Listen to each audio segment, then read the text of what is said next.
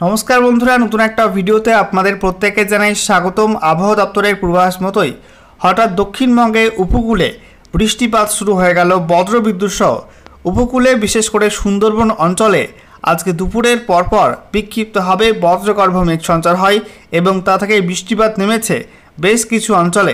एकई संगे पार्श्ववर्ती बांग्लादेशेर मध्य उपकूलवर्ती अंचले बृष्टिपात शुरू हये गेছে। एरই मध्य केंद्रीय आबहावा दप्तर जानालो যে আগামী 21শে অক্টোবর নাগাদ বঙ্গোপসাগরে নতুন করে একটা নিম্নচাপ অঞ্চল তৈরি হবে। ইতিমধ্যেই আন্দামান সাগর এবং সংলগ্ন অঞ্চলে অর্থাৎ দক্ষিণ পূর্ব বঙ্গোপসাগরের কাছে একটা ঘূর্ণাবর্ত বা সাইক্লোনিক সার্কুলেশন তৈরি হয়ে গেছে, যে ঘূর্ণাবর্তই আগামীতে শক্তি বাড়িয়ে 21শে অক্টোবর নাগাদ লো প্রেসার এরিয়া বা নিম্নচাপ অঞ্চল তৈরি করবে। এই সিস্টেমটা আগামীতে কিন্তু শক্তিশালী হতে পারে, অর্থাৎ ডিপ্রেশন বা গভীর নিম্নচাপে পরিণত হতে পারে এবং তারপরে আরও শক্তি বৃদ্ধি করলে কিন্তু অতি গভীর নিম্নচাপ হয়ে তারপরে ঘূর্ণিঝড়ের রূপ নিতে পারে এই সিস্টেমটি।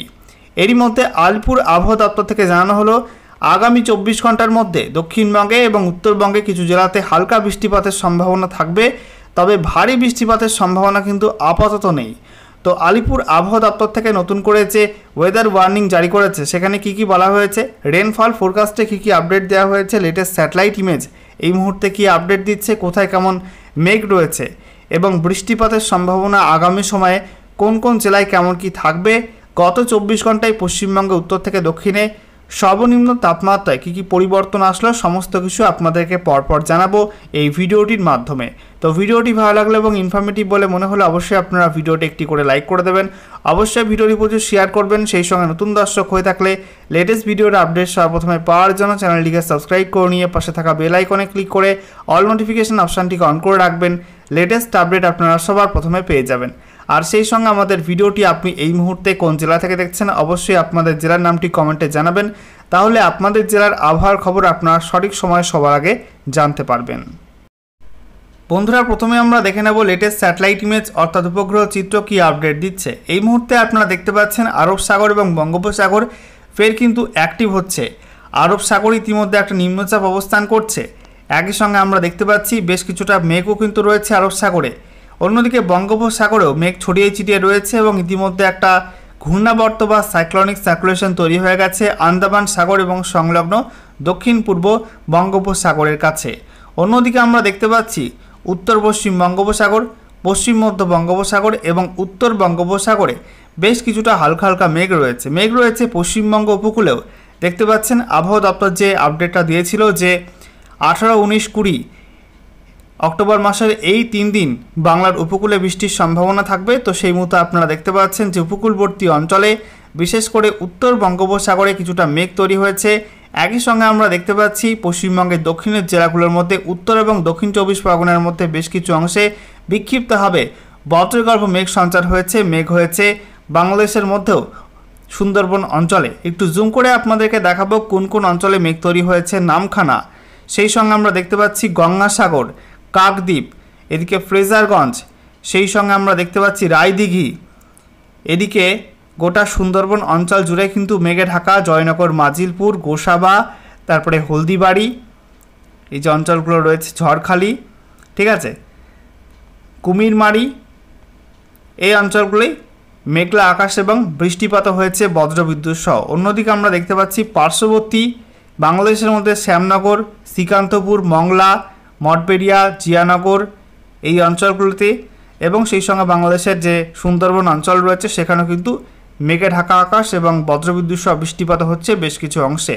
অন্যদিকে আমরা দেখতে পাচ্ছি পশ্চিমবঙ্গের বাকি জেলাগুলো অর্থাৎ নদিয়া, মুর্শিদাবাদ, বীরভূম, পশ্চিম বর্ধমান, পূর্ব বর্ধমান, পুরুলিয়া, বাঁকুড়া, ঝাড়গ্রাম, পশ্চিম মেদিনীপুর, পূর্ব মেদিনীপুর, কলকাতা, হাওড়া, হুগলি এই জেলাগুলো কিন্তু আবহাওয়া পরিষ্কার এবং উত্তর এবং দক্ষিণ 24 পরগনার উপরের দিকে সেখানে কিন্তু আবহাওয়া পরিষ্কার রয়েছে। একই সঙ্গে উত্তরবঙ্গে মালদা, দক্ষিণ দিনাজপুর, উত্তর দিনাজপুরে আবহাওয়া পরিষ্কার, দার্জিলিং, কালিম্পং, জলপাইগুড়ি, আলিপুরদুয়ার, কোচবিহারে আবহাওয়া পরিষ্কার রয়েছে। উত্তর পূর্ব ভারতে আমরা দেখতে পাচ্ছি উত্তর পূর্ব ভারতে বিভিন্ন রাজ্যে কিন্তু আবহাওয়া পরিষ্কার, শুধুমাত্র মণিপুরে কিছুটা মেঘ রয়েছে, বজ্রবিদ্যুৎ সহ বিক্ষিপ্ত বৃষ্টিপাত হচ্ছে সেই মেঘ থেকে। বন্ধুরা এবারে আমরা দেখে নেব আলিপুর আবহাওয়া দপ্তর কি জানালো।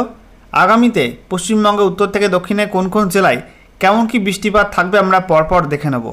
তো বলা হচ্ছে আজকের বাকি সময়টা অর্থাৎ রাতের মধ্যে, তারপর আগামীকাল 19 অক্টোবর 2025 সকাল 8:30 পর্যন্ত সময়ের মধ্যে উত্তরবঙ্গের দার্জিলিং, কালিম্পং, জলপাইগুড়ি এই 3 জেলায় হালকা বৃষ্টির সম্ভাবনা আছে। বৃষ্টিপাতের সম্ভাবনা 25% অঞ্চলে বা তার নিচে থাকবে। অন্যদিকে আলিপুরদুয়ার, কোচবিহার, উত্তর দিনাজপুর, দক্ষিণ দিনাজপুর, মালদায় শুকনো আবহাওয়া। মুর্শিদাবাদ, নদিয়া, বীরভূম, পশ্চিম বর্ধমান, পূর্ব বর্ধমান, হুগলি, হাওড়া, কলকাতা, পশ্চিম মেদিনীপুর, ঝাড়গ্রাম, বাঁকুড়া, পুরুলিয়ায় শুকনো আবহাওয়া থাকবে।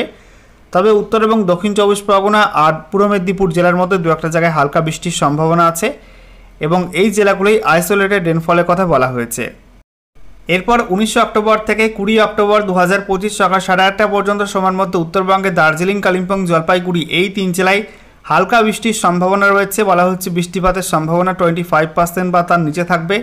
আইসোলেটেড রেনফল হতে পারে। তবে আলিপুরদুয়ার, কোচবিহার, উত্তর দিনাজপুর, দক্ষিণ দিনাজপুর, মালদায় শুকনো আবহাওয়া থাকবে। দক্ষিণবঙ্গের মধ্যে বেশিরভাগ জেলাতেই শুকনো আবহাওয়া থাকবে। মুর্শিদাবাদ, নদিয়া, বীরভূম, পশ্চিম বর্ধমান, পূর্ব বর্ধমান, হুগলি, হাওড়া, কলকাতা, বাঁকুড়া, পুরুলিয়া, ঝাড়গ্রামে শুকনো আবহাওয়া থাকবে। তবে উত্তর এবং দক্ষিণ 24 পরগনা, পশ্চিম মেদিনীপুর, পূর্ব মেদিনীপুর এই 4 জেলার মধ্যে দু একটা জায়গায় হালকা বৃষ্টির সম্ভাবনা রয়েছে এবং এই জেলাগুলিতে আইসোলেটেড রেনফলের কথা বলা হয়েছে। এরপর 20 অক্টোবর থেকে অর্থাৎ কালী পুজো থেকে 25 অক্টোবর 2025 সকাল 8:30 পর্যন্ত সময়ের মধ্যে উত্তরবঙ্গে এবং দক্ষিণবঙ্গে কোথাও কিন্তু কোনো বৃষ্টিপাত হবে না। শুকনো আবহাওয়া থাকবে গোটা রাজ্য জুড়েই। এবারে আমরা দেখে নেব কেন্দ্রীয় আবহাওয়া দপ্তর বা মৌসুম ভবন থেকে যে লেটেস্ট বুলেটিন জারি করা হয়েছে সেখানে কি কি আপডেট দেওয়া হলো।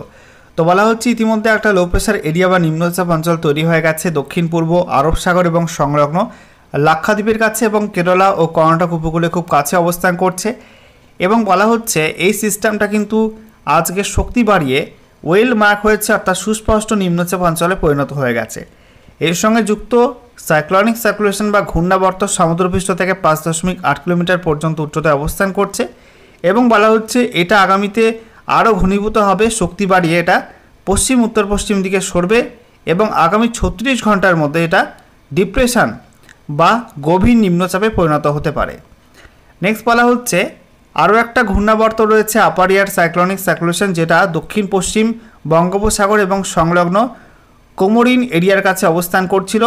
এটা এই মুহূর্তে গলফ অফ মান্নার এবং সংলগ্ন অঞ্চলে অবস্থান করছে। সমুদ্রপৃষ্ঠ থেকে 1.5 কিলোমিটার পর্যন্ত উচ্চতায় অবস্থান করছে। সেই সঙ্গে আরও একটা ঘূর্ণাবর্ত রয়েছে আপার এয়ার সাইক্লোনিক সার্কুলেশন, যেটা দক্ষিণ আন্দামান সাগর এবং সংলগ্ন দক্ষিণ পূর্ব বঙ্গোপসাগরের কাছে অবস্থান করছে। এটা সমুদ্রপৃষ্ঠ থেকে 1.5 কিলোমিটার পর্যন্ত উচ্চতায় রয়েছে। এই ঘূর্ণাবর্তের প্রভাবে শীঘ্রই একটা লো প্রেশার এরিয়া বা নিম্নচাপ অঞ্চল তৈরি হবে দক্ষিণ পূর্ব বঙ্গোপসাগর সংলগ্ন অঞ্চলে আগামী 21 অক্টোবর নাগাদ।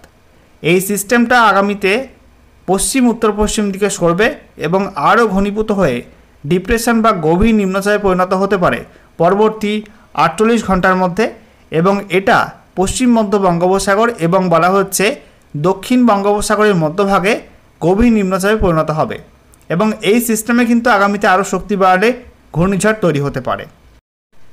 সেই সঙ্গে বলা হচ্ছে এই মুহূর্তে একটা ট্রাফ রেখা বা অক্ষরেখা রয়েছে, যেটা বলা হচ্ছে ওই যে সুস্পষ্ট নিম্নচাপ অঞ্চল রয়েছে দক্ষিণ পূর্ব আরব সাগর এবং সংলগ্ন লাক্ষাদ্বীপ এবং কেরালা ও কর্ণাটক উপকূলের কাছে, সেখান থেকে ওই যে দক্ষিণ আন্দামান সাগর এবং সংলগ্ন দক্ষিণ পূর্ব বঙ্গোপসাগরে থাকা ঘূর্ণাবর্ত সেই পর্যন্ত একটা অক্ষরেখা চলে গেছে। অক্ষরেখাটি দক্ষিণ কেরালা, দক্ষিণ তামিলনাড়ু এবং তারপরে বলা হয়েছে গলফ অফ মান্নার এবং সংলগ্ন অঞ্চলে যে ঘূর্ণাবর্ত তার ওপর দিয়ে বিস্তৃত রয়েছে এবং সমুদ্রপৃষ্ঠ থেকে 1.5 কিলোমিটার পর্যন্ত উচ্চতায় অবস্থান করছে। সেই সঙ্গে বলা হচ্ছে আরও একটা নতুন পশ্চিমী ঝঞ্ঝা বা WD হাজির হবে পশ্চিম হিমালয় সংলগ্ন অঞ্চলে আগামী 21 অক্টোবর থেকে এবং সেটা কিন্তু খুব একটা শক্তিশালী হবে না, দুর্বল হবে। ঠিক আছে, সর্বশেষে আমরা দেখে নেব গত 24 ঘন্টায় পশ্চিমবঙ্গে উত্তর থেকে দক্ষিণে সর্বনিম্ন তাপমাত্রা কত কি পরিবর্তন হলো। তো বলা হচ্ছে উত্তরবঙ্গে দার্জিলিং পিটিও সেখানে 11 ডিগ্রি সেলসিয়াস, দার্জিলিং একটু বেশি 13.2, Kalimpong 20 degree Celsius, Jalpaiguri 22.6, Alipurduar 20 degree Celsius, Pundibari AMFU 22.8, Cooch Behar 22.6, Bagdogra 20.6, তারপরে রায়গঞ্জে 24.5, মাঝিয়ান এএমএফইউ 25 ডিগ্রি সেলসিয়াস, বালুরঘাটে 26 ডিগ্রি, মালদা 25.6 ডিগ্রি, তারপরে বহরমপুরে 23 degree, Krishnanagar 23 degree, Sriniketan 21.2 degree, Bardhaman 22 degree, Panagarh 21.9, Asansol 22, Purulia 20.4, Bankura 21.9, Mogra 24 degree, Kalyani 23 degree, Dum Dum 25.4, Barrackpore 23.8,